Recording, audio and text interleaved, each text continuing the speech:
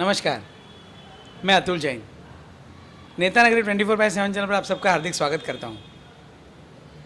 अंधेरी की राजनीति में उत्तर भारतीयों का बहुत ही महत्वपूर्ण रोल रहा है, यह हम कई सालों से देखते आ रहे हैं।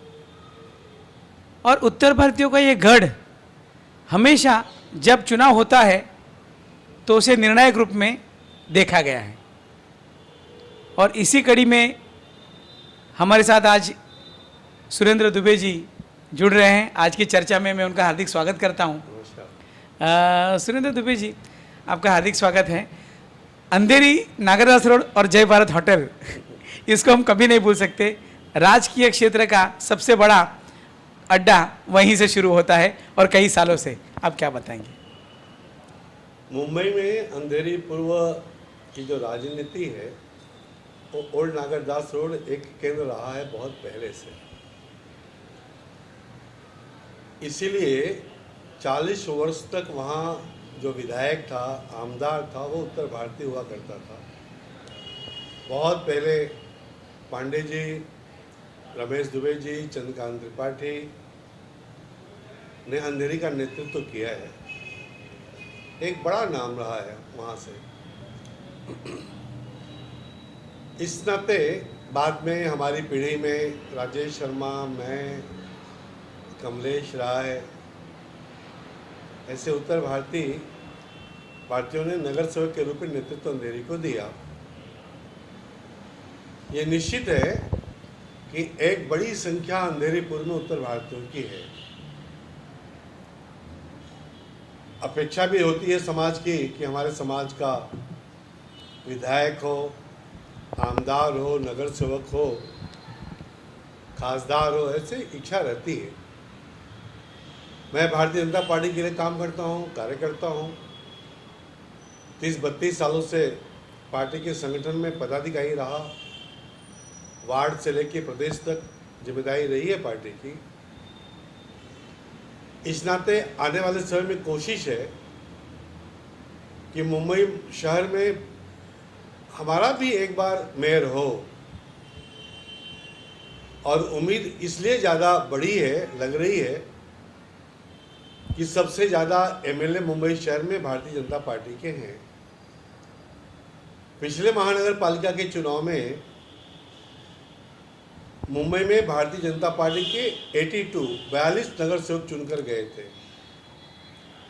शिवसेना हमारे सामने चुनाव लड़ रही थी, प्रमुख दल था मुंबई शहर के लिए, तो उनके 84, हमसे 2 ज़्यादा उनके नगर सेवक चुनकर आए थे। स्थितियां बदली हैं। देवेंद्र फडणवीस जी का काम, पिछले जो सरकार हमारी रही है महाराष्ट्र में, काफ़ी अच्छा काम उन्होंने किया है।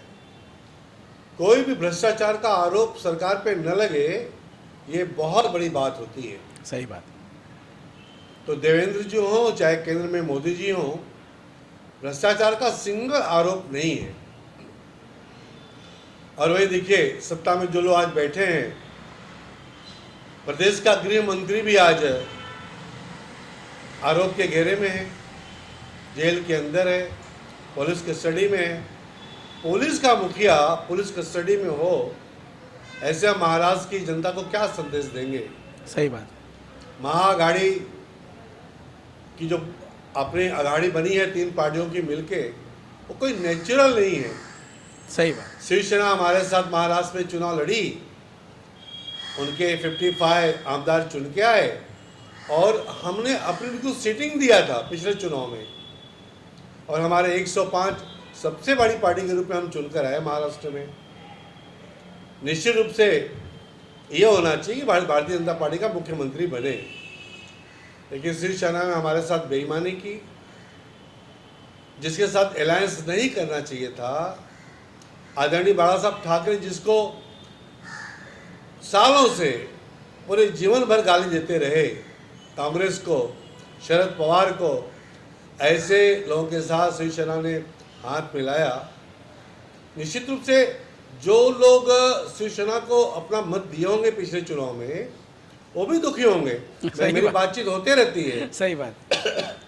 मेरी बात शिव सैनिकों से जो कार्यकर्ता उनके होते रहती है, खुद भी दुखी हैं कि नहीं, ये सत्ता के लोभ में ये निर्णय नहीं लेना चाहिए था शिवसेना को, लेकिन लिया। सत्ता के लोलुपता, सत्ता का लोभ, अब किसे रोक सकता है। आज की तारीख में बहुत ही कमेंट्स हो रहे हैं पूरे महाराष्ट्र में। अब आने वाले समय में महानगर पालिका का चुनाव है। आपने उत्तर भारतीयों का जिक्र किया है अतुल जी। मुंबई में 26 लाख वोटर हैं उत्तर भारतीय, लगभग 30 लाख मराठी भाषी वोटर हैं, बाकी अन्य गुजराती 15 लाख हैं, राजस्थान के लोग हैं, साउथ के लोग हैं, माइनॉरिटीज़ है, अलग अलग लोग हैं। माइनॉरिटी के भी लगभग 18% 19% वोट मुंबई शहर में है। बड़ी संख्या में हमारे दलित बांधव भी हैं। बराबर है। लेकिन जो भारतीय जनता पार्टी को समर्थन देने वाला जो समाज है वो उत्तर भारतीय, गुजराती, राजस्थानी, साउथ के लोग, कर्नाटक के लोग।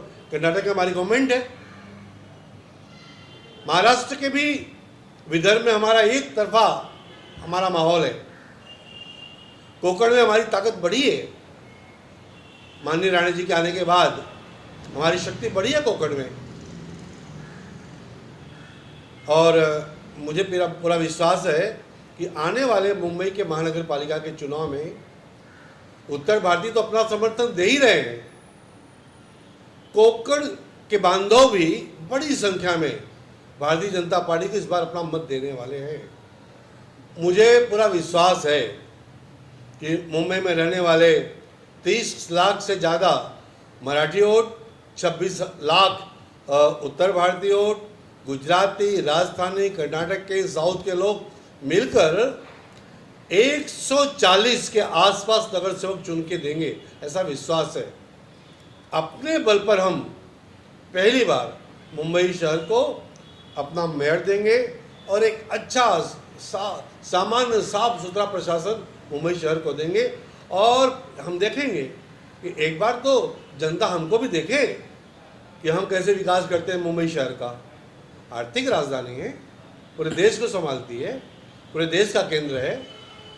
तो मुझे लगता है कि भारतीय जनता पार्टी इस प्रयास में है और कार्यकर्ताओं में बहुत उत्साह है। अतुल जी, इस चुनाव को लेके हम इंतजार कर रहे हैं कि चुनाव जल्दी आए, जल्दी परिसीमन हो जाए, रिजर्वेशन की जो भी बातें हैं उसका डिसीजन जल्दी हो ले। और कार्यकर्ता पूरी तरह तैयार है कि वोटिंग जल्दी चुनाव आए मुंबई शहर का और हम अपना मेयर चुन के लें, अपना कॉर्पोरेटर चुन के लें। मुझे नहीं लगता है कोई दिक्कत आने वाली है। जो वातावरण है, मैंने कहा, फिर से कह रहा हूँ कि मराठी वोट हो, उत्तर भारतीय हो, राजस्थानी हो, गुजराती हो, कर्नाटक के लोग हैं, साउथ के लोग हैं, सबका समर्थन भारतीय जनता पार्टी को मिल रहा है, प्राप्त है। इस विश्वास से मैं कह रहा हूँ आपको कि इस बार निश्चित रूप से हम अपना मेयर चुनकर देंगे। रही अंधेरी की बात, तो अंधेरी में हमारे जो कार्यकर्ता थे पहले पुराने, राजेश शर्मा थे, अब क्या उनके दिमाग को बताया जाए। जब अच्छे दिन उनके लिए थे तो पार्टी छोड़ के चले गए कांग्रेस में, अब वहाँ जाके जीरो हो गए, कोई मतलब नहीं है। बीजेपी के साथ रहते तो आमदार होते, पिछले गवर्नमेंट में मंत्री हुए होते 100%। अब वो दूर हो गए और दूर होके पछता रहे हैं। हमारा एक बहुत अच्छा कार्यकर्ता सोनी यादव एक्सपायर हो गया पिछले कुछ बीमारी के कारण। बहुत अच्छा कार्यकर्ता था, नगर सेवक को हमारा, निश्चित रूप से वो पार्टी को शक्ति दे रहा था। पिछले कुछ सालों से मुरजी पटेल अंधेरी पूर्व के लिए एक बहुत अच्छी शक्ति के रूप में भारतीय जनता पार्टी के साथ आए हैं। पिछले महानगर पालिका के चुनाव में मुरजी पटेल, उनकी पत्नी, दोनों नगर सेवक चुन के आए थे, लेकिन कुछ ओबीसी के रिजर्वेशन के कारण, सर्टिफिकेट के कारण उनका चुनाव रद्द हुआ। लेकिन आज भी जनता उनके साथ है। अपक्ष चुनाव, पिछले विधानसभा में अपक्ष उम्मीदवार उन्होंने लड़ा था मुरजी पटेल ने, और अंधेरीपुर में 46,000 वोट मिला था उनको, 46,000 वोट। और आने वाले समय में अंधेरी पूर्व नगर सेवक तो हमारा होगा ही और आमदार भी हमारा होगा। ऐसा लग भी रहा है, लोग सोच भी रहे हैं और लोग तैयारी में हैं। तैयारी में। सर अभी आपने जैसे बताया कि सुनील यादव जी तो अब नहीं रहे, लेकिन सुनील यादव बहुत अच्छे कार्यकर्ता थे। उन्होंने अपना जीवन पूरा बीजेपी को समर्पण किया था सेवा में। तो आने वाले दिनों में उनकी जो पत्नी नगर सेविका रह चुकी है, तो क्या उनको खड़ा होना करना चाहिए बीजेपी पक्ष को आगे आके उनको एक बार तो भी कम से कम जवाबदारी देनी चाहिए, क्योंकि एक सहानुभूति और एक सुनील जी को कहीं भी मन में एक शांति और एक मन में कुछ हो लगेगा कि मेरा घर कुछ ना कुछ काम कर रहा है। तो आप इसके बारे में क्या सोचते हैं? मैं 2012 के चुनाव में सुनील यादव की पत्नी संध्या यादव, अब चूंकि हमारा शिवसेना से गठबंधन था और वो सीट के लिए हम बहुत आग्रह किए थे हम लोग, तो शिवसेना ने कहा कि भाई ये हमारे हिस्से में दे दो वार्ड और हम आपके कार्यकर्ताओं को उम्मीदवार बनाएंगे। बराबर। तो ऐसा निश्चित हुआ। तो संध्या यादव के रूप में हम लोगों ने वो लड़वाया, हम जीत कर आए। भले वो शिवसेना की नगर सेविका थी, ये कार्यकर्ता तो हमारी ही थी। बाद में सुनील यादव वहाँ से चुनकर आए। अब आज सुनील यादव नहीं है, निश्चित रूप से हमारा नुकसान हुआ है, पार्टी का नुकसान हुआ है। उनकी पत्नी अब चूँकि 5 साल हो भी रही है नगर सेविका, अनुभव अच्छा अनुभव है और कार्यकर्ताओं में अच्छा प्रेम है। और सबसे बड़ी बात है कि कार्यकर्ताओं की इच्छा है, बराबर, नेताओं की इच्छा है, और उन्होंने भी शुरुआत कर दी। हाँ, कि एक बार सुनील यादव नहीं रहे लेकिन उनकी पत्नी है, तो उनके नाते उनकी पत्नी को पार्टी ने उम्मीदवारी देके पुरस्कृत करना चाहिए। सही बात है। और निश्चित रूप से मुझे लगता है कि पार्टी संध्या यादव को उम्मीदवार बनाएगी और हम सभी लोग उनको चुनकर भी देंगे। सही बात, ये हम निश्चित कर रहे हैं। सर अभी आप भी एक बार नगर सेवक रह चुके हैं, तो अभी आने वाली महानगर पालिका में आप किस तरह सामने आएंगे, एक उम्मीदवार के रूप में या अच्छे नेता के रूप में? आप कैसे आप प्लेटफॉर्म पे आएंगे? मेरी इच्छा नगर चुनाव लड़ने की नहीं है। मैं तो भाजपा के अच्छे नेता मिलेंगे अंधेरी में। बिल्कुल। और मैं संगठन में रहा हूँ और मैं चाहूँगा कि 6 नगर सेवक अंधेरी से चुनकर आते हैं, एक पे क्यों लड़ाई होगी? मैं आपको वो वार्ड बताऊंगा नहीं। सही बात है। एक पे खाली शिवसेना हमारे सामने लड़ पाएगी, बाकी 5 वार्ड तो हम एक तरफा जीतेंगे। एक तो हमारी मजबूती के साथ हमारी तैयारी है। सही बात। एक वार्ड खाली हमारे साथ शिवसेना लड़ेगी और हम देख रहे हैं कि वहाँ भी हमारा अच्छा उम्मीदवार, मजबूत उम्मीदवार हम उतारेंगे और 6 के 6 हम स्वीप करेंगे अंधेरी पूर्व को। 6 उम्मीदवार हम 6 के 6 लाएंगे। एक सिर्फ शिवसेना से हमारी लड़ाई होगी, बाकी 5 वार्ड में तो कोई हमसे लड़ नहीं पाएगा। कांग्रेस तो कहीं दूर दूर तक नहीं है। सही बात। सर अभी समझो राष्ट्रवादी कांग्रेस और शिवसेना साथ में लड़ती है तो कुछ डैमेज कर पाएगी? मैं तो शिवसेना से कहता हूं कि आप 1-2 सीट कांग्रेस को दे दो, एनसीपी को दे दो, तो वो वार्ड हमारे लिए जितना बड़ा आसान हो जाएगा। शिव सैनिक भी हमको वोट देंगे। सही बात है। तो हमारे लिए आसान हो जाएगा वो।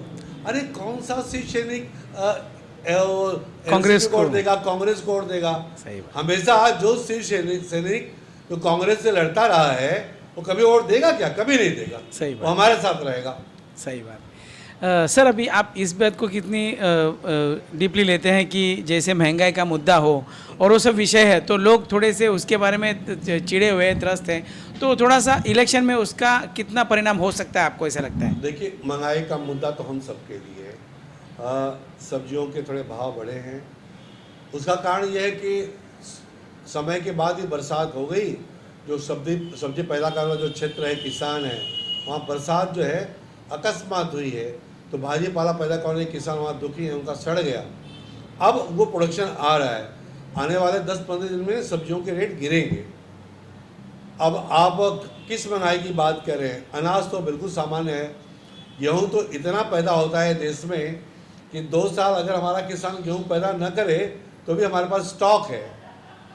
और मैं आपको बताऊं कि एक तरफ लोग कह रहे हैं महंगाई है, दूसरी तरफ किसान दुखी है कि हमारे जो गेहूँ है, धान है, उसका उचित मूल्य हमको नहीं मिल रहा है। सही बात। उसको कीमत कम मिल रही है। और दूसरी तरफ लोग कहें कि नहीं महंगा है। महंगाई कुछ नहीं है।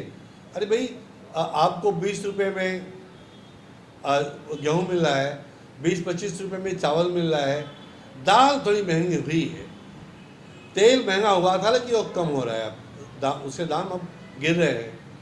खाने के तेल हम बाहर से इंपोर्ट करते हैं, हमारे यहाँ प्रोडक्शन के हिसाब से खाने का तेल हम दूसरे देशों से भी मंगाते हैं। अब जब जो चीज़ हम दूसरे देशों से मंगाते हैं तो अंतर्राष्ट्रीय जो बाजार मूल्य है उसके हिसाब से हमको परचेज करना पड़ता है। अब पेट्रोलियम की बात रही, अब पेट्रोलियम तो खाड़ी देश से मंगाते हैं, हमारे यहाँ तो जो खर्च है पेट्रोलियम का, डीजल का, पेट्रोल का, केवल 17-18% हमारा घरेलू उत्पादन है, हमारा प्रोडक्शन केवल 17-18% है।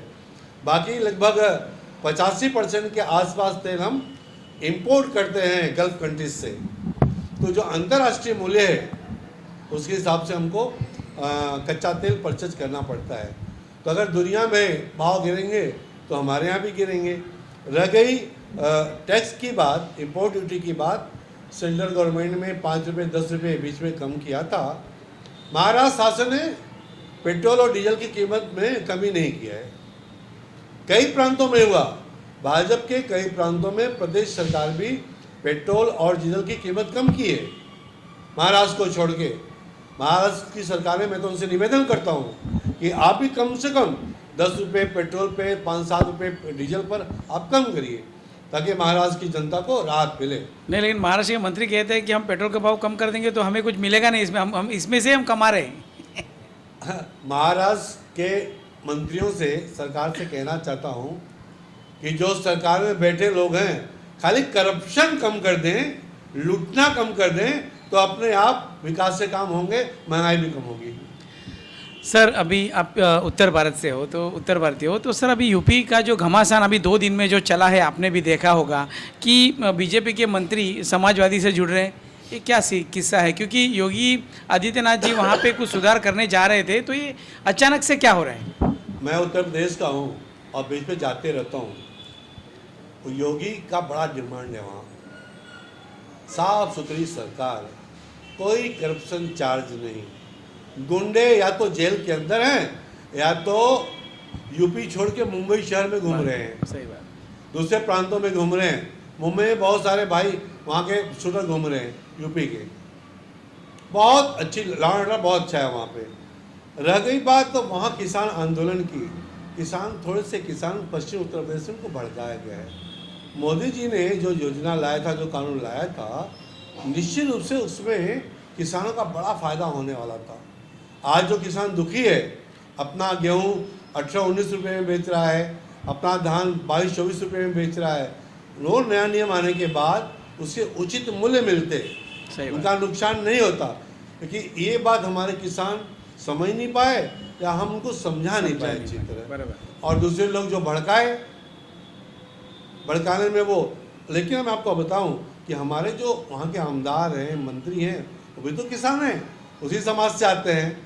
सर ये मौर्य जी का क्या विषय है कि मौर्य जी वहाँ पे जो बड़े नेता है मौर्य, वो क्यों छोड़ के चले गए? मौर्य पिछली बार वो बसपा से हमारे साथ आए थे, दूसरी पार्टी से आना उनका वो है, कोई लालच मिल गया होगा या उनको हो सकता है ये उनका एक आरोप है 2007 या पे उनके कुछ केसेस थे, वो दबे हुए थे, तो उनको लग रहा होगा कि शायद उस केस के नाते बीजेपी उनको सीट न दे। और मैं आपको बताऊं कि एक सर्वे बीजेपी करवाती है कि जिस सर्वे में जिसका अच्छा कामकाज है उस विधायक को, उस एमएलए को सीट दो। अगर उनका कामकाज जनता के बीच में अच्छा नहीं है तो उनको ड्रॉप करो, रोको, सही बात, और उम्मीदवार बदल के दो। तो ऐसे 25-23 लोगों का टिकट भारतीय जनता पार्टी वहाँ बदलने वाली है, उनको उम्मीदवार चेंज करने वाली है। तो ये जानकारी कुछ लोगों को हुई होगी कि हमें तो टिकट मिलेगा नहीं, चलो बदल लो, छोड़ के जाओ। अरे वो वहाँ भी चुन के नहीं आएंगे, जिसको हम टिकट देने का जो मनाही हम कर रहे हैं उनको जानकारी हो चुकी है कि पार्टी इस बार हमको टिकट नहीं देगी, वो यहाँ से वहाँ भाग रहे हैं और वो हारेंगे चुनाव। अच्छा, उत्तर प्रदेश में कितनी सीट को इस बार? देखिए, अब की बार फिर कह रहा हूँ आपको, 300 से ज़्यादा सीट मिलेगी। समाजवादी पार्टी 70 सीट के आसपास रुकेगी, बसपा भी 30-40 सीट पे पहुंचेगी, और कांग्रेस का 10-15 सीट मुश्किल से। ये रिजल्ट अंदाजन रहेगा। 60-70 एसपी, 23-40 बसपा, 10 सीट के आसपास कांग्रेस, 300 से ज़्यादा सीट योगी सरकार बीजेपी वहाँ चुनकर आएगी। अरे खूब इनके बोलने से क्या होता है चैनल पर, वहाँ का जो ग्राउंड है, रिपोर्ट है, खूब काम हुआ है। गडकरी जी का काम तो बहुत धमाल का है। यूपी में सड़कें बनी है। अरे मैं उस गांव का रहने वाला हूँ। 8 घंटे 6 घंटे बिजली आती थी अखिलेश सरकार की गवर्नमेंट में। कब आती थी? रात को। दिसंबर जनवरी के महीने में जब वहाँ 3-4 डिग्री 5 डिग्री ठंडी होती थी, रात को किसान वहाँ खेत में जाके सिंचाई करता था। आज योगी जी 20 घंटे बिजली दे रहे हैं। 20 घंटा। शहरों में 24 घंटा, गाँव में 20 घंटा। पहले हम लोग लगाए थे जनरेटर, हम गाँव जाते थे पहले तो जनरेटर रखते थे हवा के लिए, लाइट के लिए। अब कुछ नहीं, तो बिजली आ रही है, हम लोग जाते हैं गांव में, आराम से रह रहे हैं। अब तो गांव में भी एसी लग रहे हैं, जो संपन्न लोग हैं गांव में एसी लगवा रहे हैं। अरे उत्तर प्रदेश वो नहीं रहा है, बहुत विकास किया है। सड़कें, बिजली, लॉ एंड ऑर्डर, सारी समस्या दूर हुई है। तो हमारे साथ सुरेंद्र दुबे जी है। तो दुबे जी, आपका जन्मदिन था, आपको बहुत बहुत शुभकामनाएं देता हूँ नेतानगर 24/7 चैनल से। धन्यवाद धन्यवाद। जिन्होंने हमारे हर सवाल के बहुत अच्छे जवाब दिए और आने वाले महानगर पालिका चुनाव में उनका चेहरा बहुत महत्व का है और उम्मीदवारों को कैसे जिताना है उनकी रणनीति तो उनके पास सदैव रही है। मैं उनको शुभकामनाएं देता हूँ। Thank you. बहुत धन्यवाद।